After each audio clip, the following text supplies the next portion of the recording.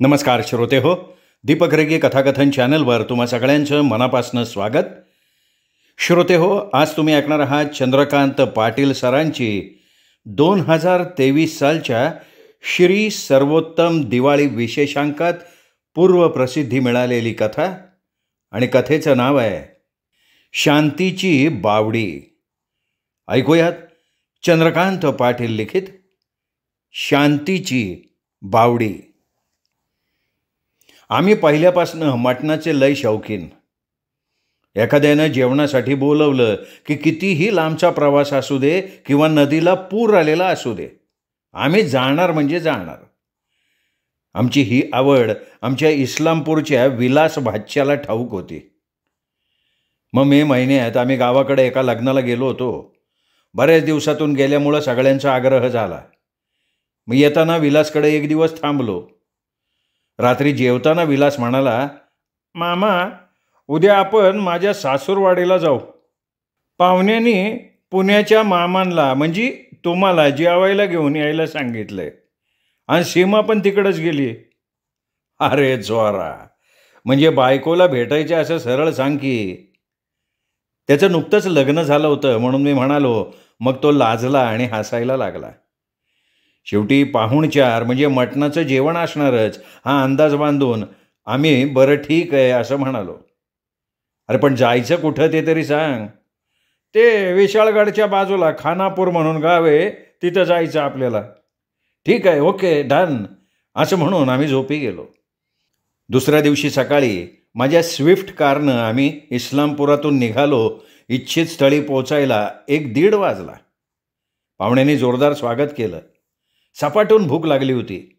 आमच्यासाठी खास आमरसपुरीचं जेवण होतं.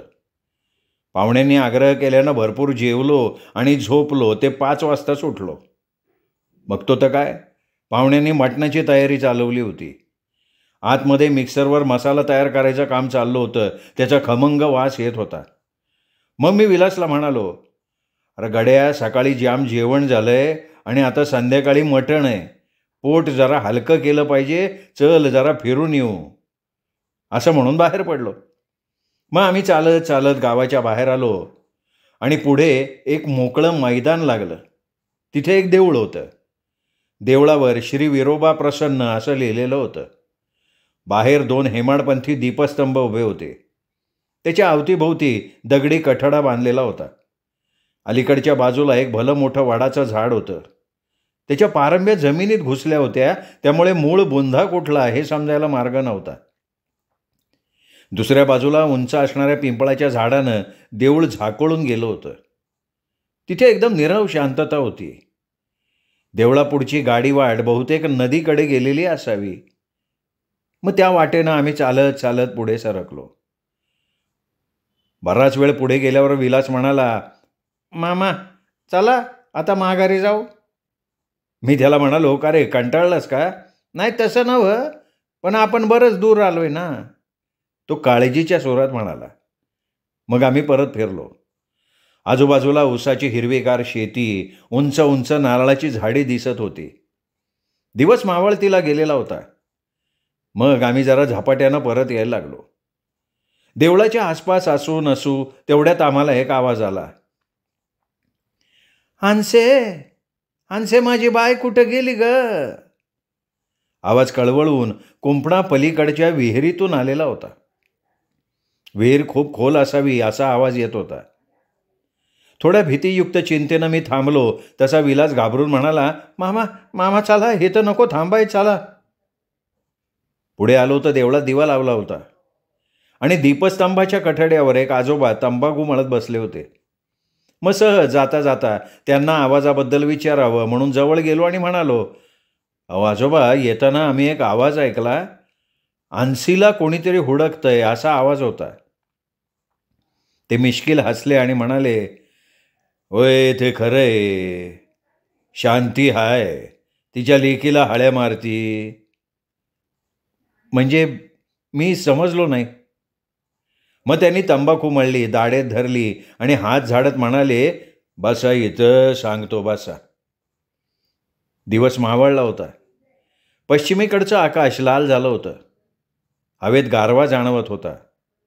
पक्षी घरट्याकडे धावत होते.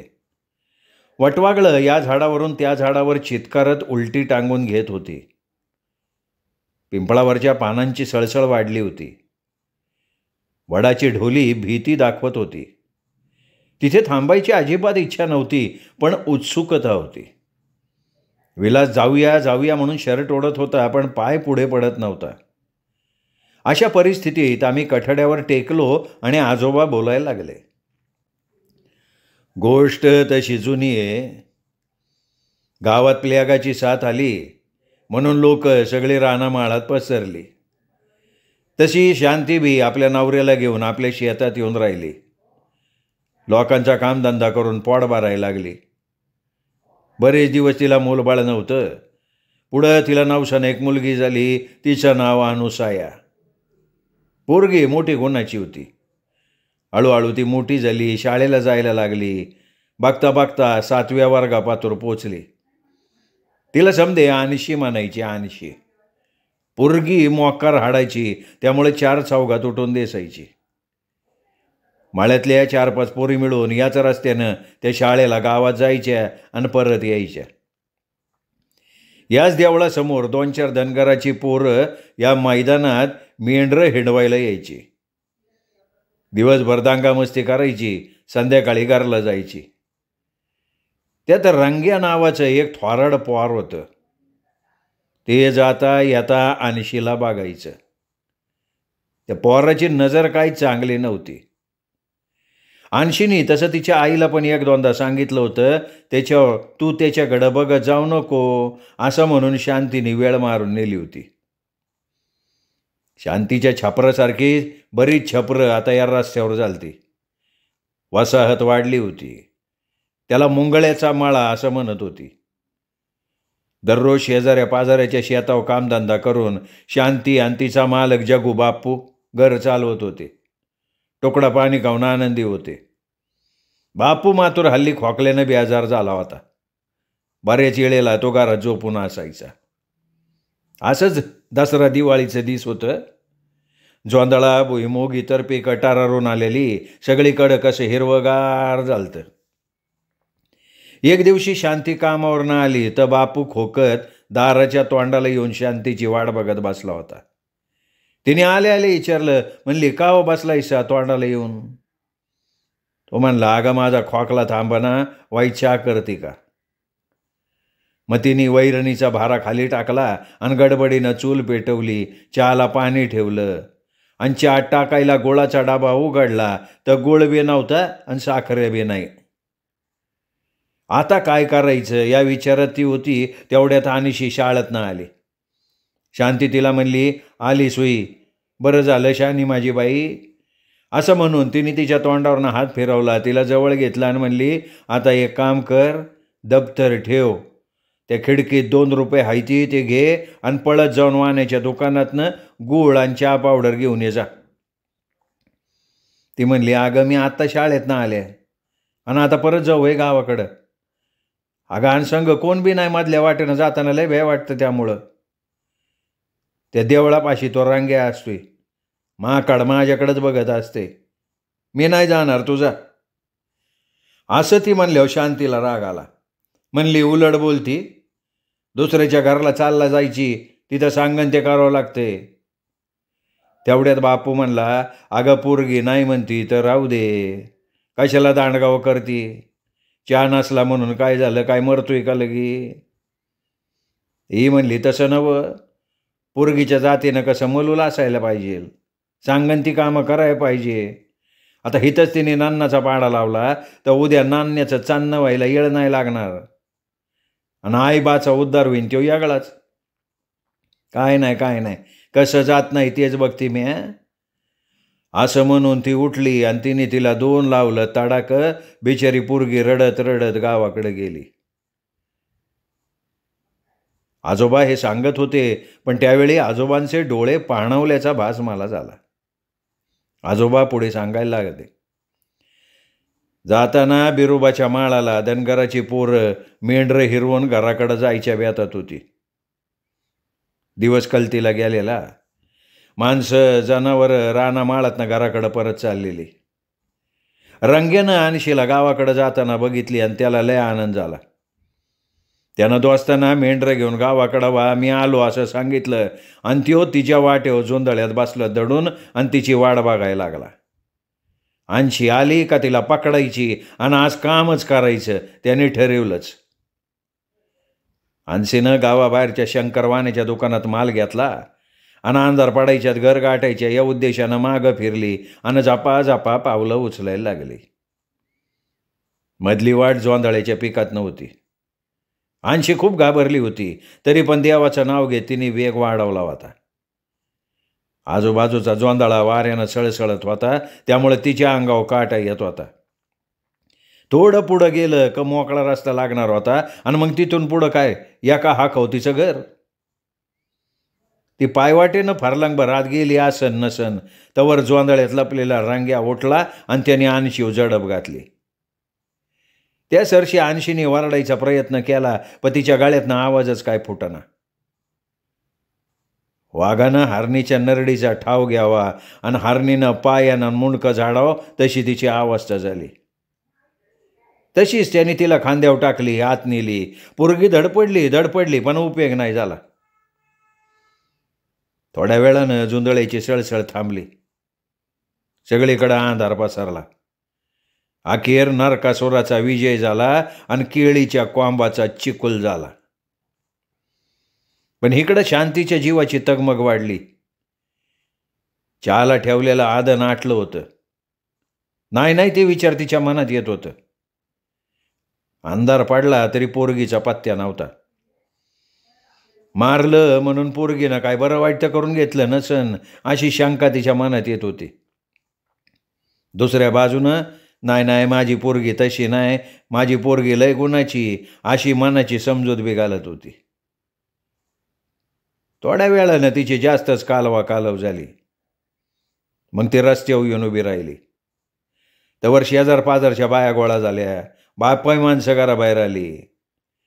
अण्णा तात्या बापू पोरं ठोरं सगळी गोळा झाली. मग अण्णा म्हणला, अरे विचार काय करत बसलाय, ते दुकानापतूर गेली का नाही ते तरी बघू, चला.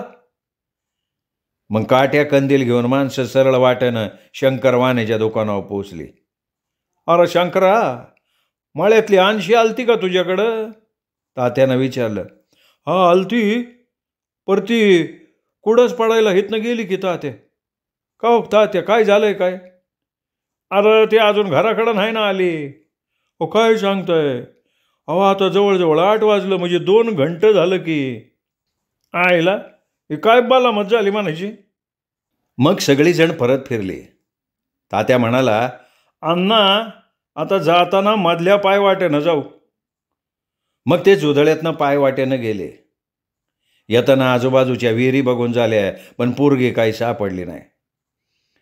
दुसऱ्या दिवशी जोंधळ्याचा मालक कुत्रं का बुकतंय म्हणून आणि कशाचा तरी आवाज येतोय म्हणून जोंधळ्यात गेला तर 3-4 लांडगं तोंड लाल करून वाटत बसलेले दिसले. त्याला वाटलं मेंढरू मारला असेल आणि लांडगं लागला असते त्याला. पण बारकाईनं बघितलं तर त्याला माणसाचं पाय दिसलं. त्या सरशी त्यो बोंब मारत बाहेर आला आणि त्याने गाठला माळा. माणसं गोळा केली. त्यांनी लांडगं हुसकावलं आणि पोरगीला बाहेर आणली. पोलीस पाटील आलं. गाव सगळा गोळा झाला. रीतसर पंचनामा झाला. शांतीनं संशय म्हणून धनगराच्या पोरांची नावं घेतली. शेवटाला रंग्या कबूल झाला. मग त्याला लोकांनी लय बडिवला आणि त्याच्यानंतर पोलिसाच्या ताब्यात दिला. सगळं संपलं. शांतीच्या मनाला चैन पडत नव्हता. तिला पश्चात्ताप होत होता. ती आतून तुटली होती. आपण घोर अपराध केलाय ही तिची ठाम समजूत झाली होती. म्या वैरिणीने स्वतःच्या हातानं पोरगीचा जीव घेतलाय. पोरगी नाही म्हणत असताना तिला मी ढकलून दिल्या. शांती कुठं पिडशीन पाप, असं ती रात्रंदिवस घोकत होती. आणि रंग्याला बी माझा तळतळाट लागल्याशिवाय राहणार नाही या विचारानं तिचं डोसकं फुटत होतं. तिने अनपाणी टाकलं होतं. आता ती रडत नव्हती. काहीतरी ठाम निर्णयाला ती आली होती. शेवटाला एक दिवस रात्री ती उठली आणि घरासमोरच्या हिरीत उडी मारली. बापू आवाज काय आला म्हणून हिरीकडे धावला तर शांतीचा पदर विहिरीवर तरंगत होता. तिला पावायला येत नव्हतं हे बापूला माहिती होतं. विहिरीत ती गाठांगळ्या खात होती. बापूनं लागली उडी मारली आणि तिला वर काढू असं त्याला वाटलं, पण झालं उलट. तिने जी त्याच्या गाळ्याला मिठी मारली ती त्याला घेऊनच गेली. परत महिन्याभराने रांग्या सुटून आला आणि मेंढरं हिंडवायला बिरोबाच्या मैदानात आला आणि एका सांजला देवळासमोर मरून पाडला.